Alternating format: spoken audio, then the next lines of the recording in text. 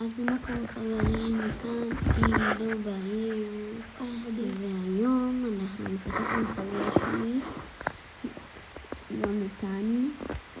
אתמול היה לו יום הולדת, הוא הביא את מוטי קיי, תגיד לי.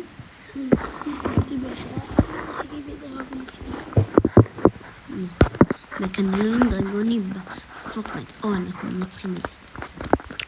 והוא הביא לי גם ספגטי טואלטי ברובלוקס. וחולצה של ברסה וחולצה של מוטי. כדאי לכם תחברו בטוח למוטי. כן. אתה שמעת מה אמרתי לו אתמול? לא נכון. לא. נכון, מה אתה רוצה? מה? אתה שמעת? לא, אני שואל אותך. מה? שתקו אחים שלי, אתם משוברים, כמו קוד קוד קוד קוד קוד קוד קוד קוד קוד קוד. הוא שבר לתחתית. שבר לך מה? זה פשוט לדמות הכי חלקה במצחק עכשיו. מי?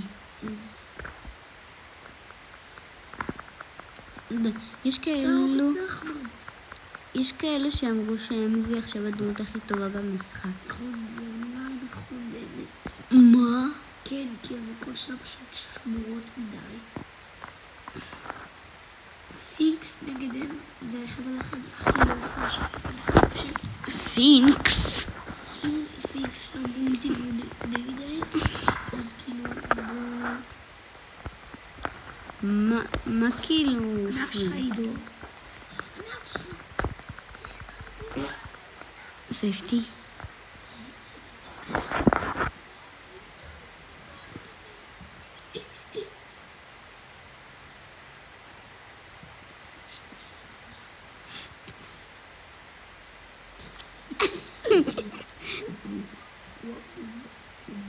ניצחנו.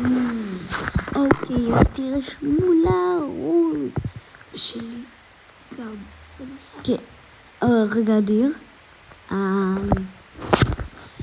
טוב, ביי.